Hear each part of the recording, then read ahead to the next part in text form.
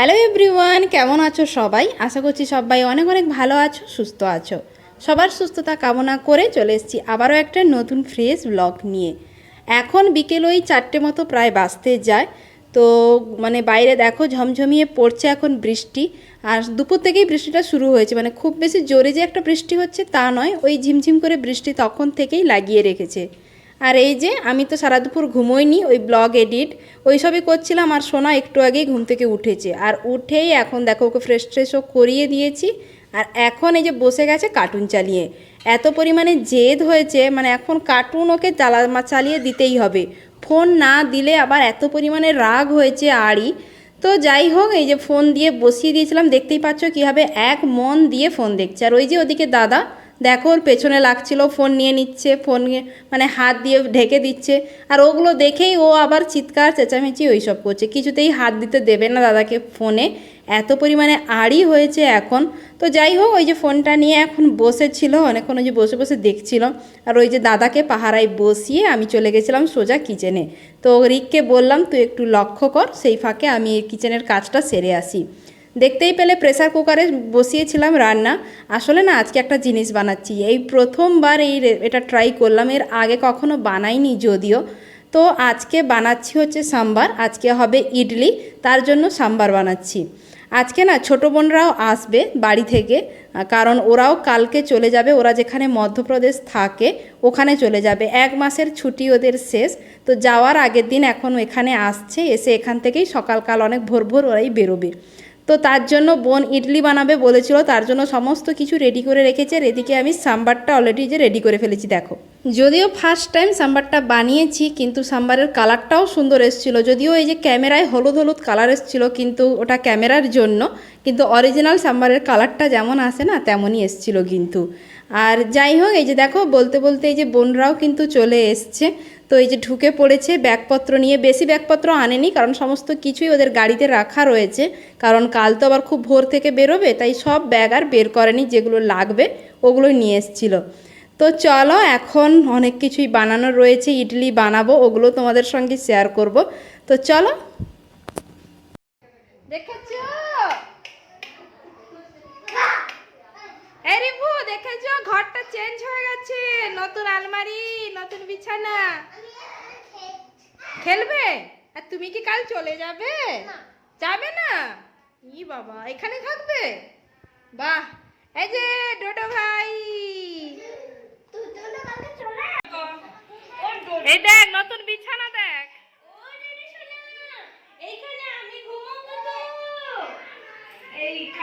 নতুন বিছানা, নতুন আলমারি। তোমার কি স্থান উপর থেকে নিচে করে দেবো আবার? এসি, নতুন আলমারিতে নতুন শাড়ি। তাহলে দোলার উপর থেকে এখন নিচে বেড। কি রাখবো ওটা? হ্যাঁ, চাবিটা গাড়ির চাবি রেখে দিল আগে। এটা মায়ের। এই যে কি হচ্ছে? তো দেখতেই পেলে ওরা তো চলে এসে, ওই যে রুমটা যেটা আগে যেটা খাওয়ার রুম হিসাবে ছিল, ওই রুমটায় না আগে খাওয়ার টেবিল ছিল, খাওয়া দাওয়া করতাম। কিন্তু এখন এই যে রান্নাঘরটা কমপ্লিট হওয়ার পরে এখানে খাওয়ার সমস্ত আয়োজন এখানে নিয়ে চলে আসা হয়েছে। এখানে মডিউলার কিচেন করার পর থেকে তারপরে এখানে খাওয়ার টেবিল চেয়ার সব কিছুই এখানে খাওয়া দাওয়াই হয়। তো ওই ঘরটা না এখন বেডরুম টাইপের হয়ে গেছে, ওখানে একটা খাট, আলমারি, আর হ্যাঁ টিভিটাও না ওখানে লাগিয়ে দেওয়া হবে। তো ওগুলোই দেখাচ্ছিলাম। তারপরে এই যে এখন চলে এসেছি রান্নাঘরে, আজকে না তালের বড়াও বানানো হচ্ছে। এই প্রথম ফার্স্ট টাইম সিজনের প্রথম তাল দিয়ে তালের বড়া হচ্ছে। আর ওরাও তো চলে যাবে সেই জন্য ওদের জন্যই মেন বানানো, ওখানে তো আর তাল পাওয়া যায় না, আর পাবেও না খেতে। তো সেই জন্য মা যাওয়ার আগে ওদেরকে বানিয়ে দিচ্ছে। কেমন লেগেছে তালের বড়া? কেমন টেস্ট? এই বলো কেমন টেস্ট? দেখছি তাকে দেখে না, দাদা নিয়ে নিয়েছে, তোমারটা নিয়ে নিল। ই বাবা, এই রিপু কেমন হয়েছে গো? ভালো? বাবা রে, হা পেয়ারা পড়ে আছে, যা যা নিয়ে আয়, তার পেয়ারাটা দে তো। তোরা ঘুরছিস ছাদে? কোথা থেকে পেয়ারা পেলি? কোথায় ছিল? কে দিয়েছে? ওকে জল রে, কত পেয়ারা আছে না, গাছ ভর্তি পেয়ারা, অনেকগুলো পাড়া হয়ে গেছে তো আজকে। এই যে একটা হয়ে আছে, আরো অনেকগুলো পাড়া হয়ে গেছে রে আজকে।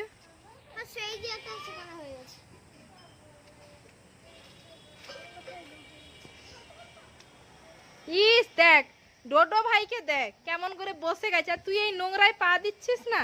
হ্যাঁ, তুই গ্রামের ছেলে যে, কিরে তুই গ্রামের ছেলে যে নোংরায় পা দিতে কে মানে ভালো লাগে না? হ্যাঁ, ধুলো মাখবি তো। হ্যাঁ এরিক নাম।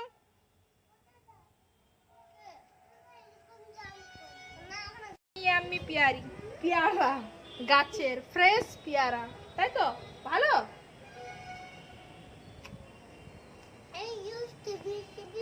হুম হুম, একদম গাছ পাকা পেয়ারা।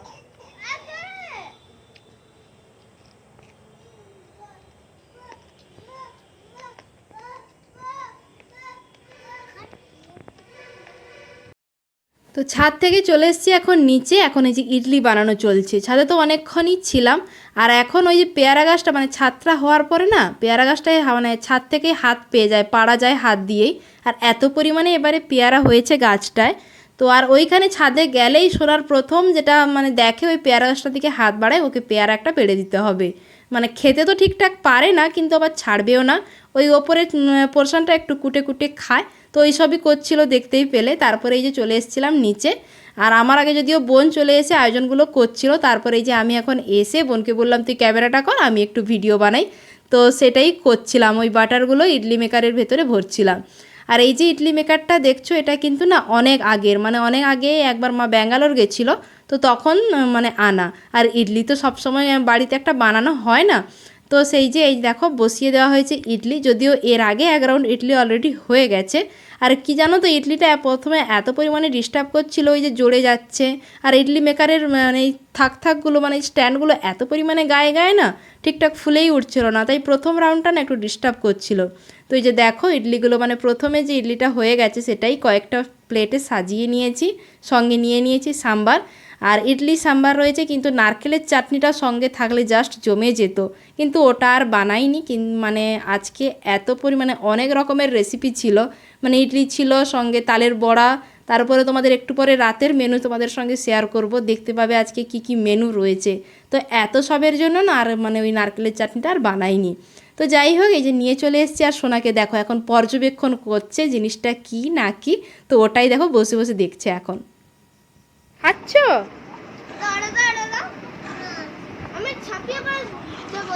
ইডলি সাম্বার দিয়ে খেতে হয়, এরকম খেতে ভালো লাগে না তো, সাম্বার দিয়ে খাও।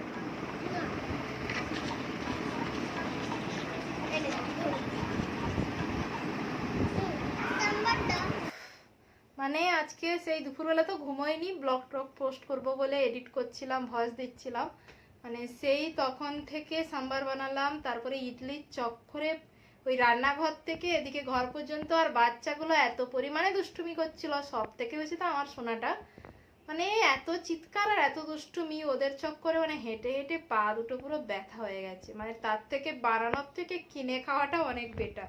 এই জন্য এইসব বানাই না, ঝামেলা করি না, বোন বানাবে বলে তাই একটু বানিয়ে মানে রেডি করছিলাম। এত ঝামেলা, এতগুলো বাচ্চা কাচ্চা, তার উপরে এত কিছু বানানো। তো যাই হোক, এই এসে একটু বসছি, প্রচণ্ড গরম লাগছে। তো বাচ্চাগুলো তো দেখলে বসছে ওখানে, ফোন দেখছে আর খাচ্ছে ওরা। তো চলো আবার পরে দেখা হচ্ছে। তো তারপরে এই যে দেখো ভাই চলে এসছে, তোমাদেরকে তো বলেছিলাম ভাইও আসবে, কারণ ও যাবে ওদের সঙ্গে, কারণ ও তো ড্রাইভটা একটু জানে। তো সঙ্গে কেউ একটা থাকলে মানে বোনের বরেরও একটু সুবিধা হয়, কারণ একার পক্ষে এতটা বড় ডিস্টেন্স গাড়ি চালানোটাও সম্ভব নয়। তো ভাই মাঝে মাঝেও একটু চালাবে, তো সেই জন্য ভাইও কলকাতা থেকে ওখানে ডিউটি করে কয়েকদিনের ছুটি নিয়ে চলে এসছে।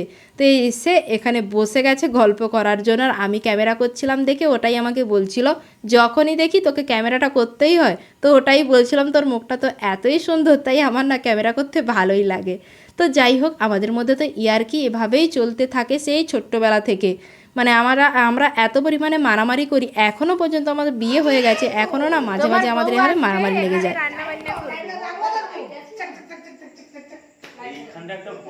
ভাই ভাই ভাই রে, সব কিছু হয়ে গেছে, বউ বাকি।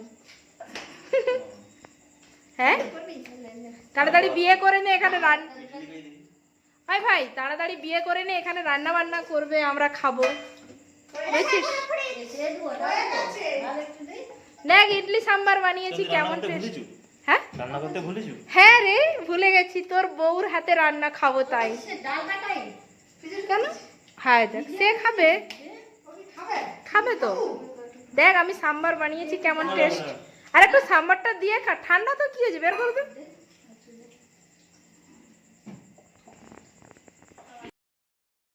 এখন রাত ওই 8:30 মতো বাজে, ভাই তো এলো 8টার দিকে।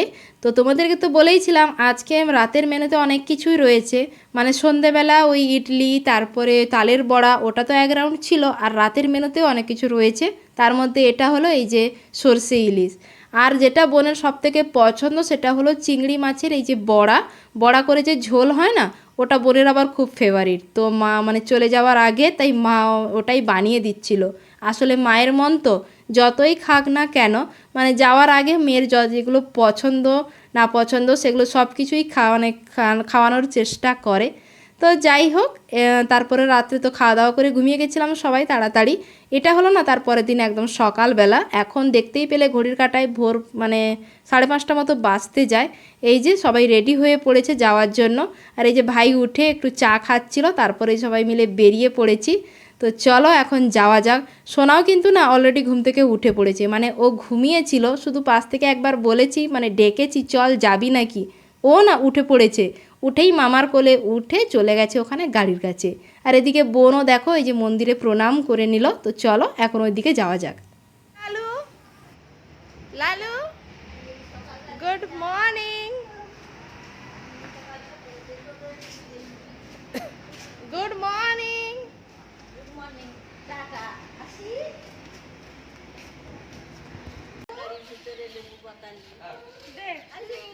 এই দিয়ে দাও রিপু, মাকে দাও, চকলেট কিনে দিবে।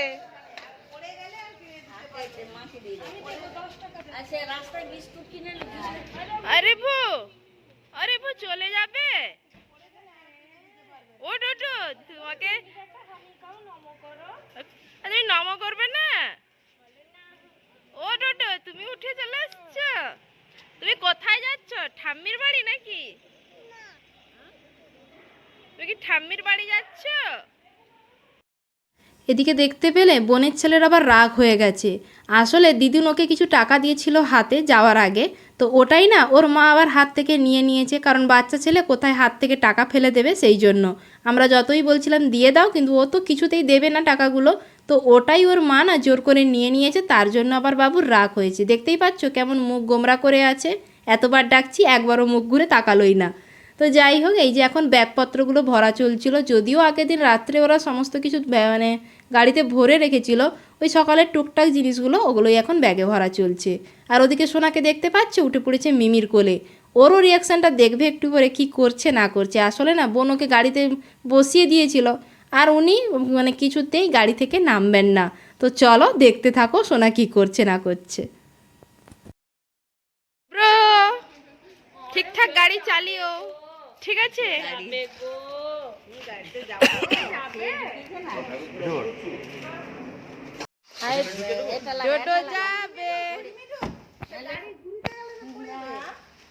ভাইকে ধরে রাখ। হাই কোথায় রে, ওই যে বুঝতে আছো, দেখ দেখ কি রে, বেরোবি না, বের কর বের কর বের কর, নামবে নি রে, আয় পালে আয় বাবা।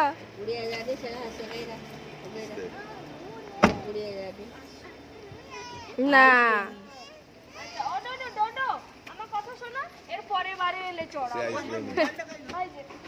মোর ফেরা সব লিখছি তো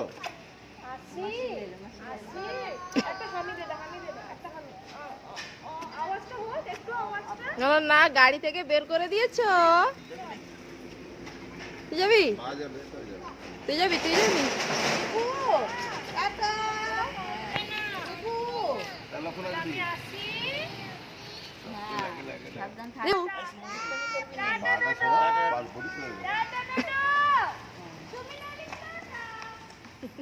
হাই ডুডু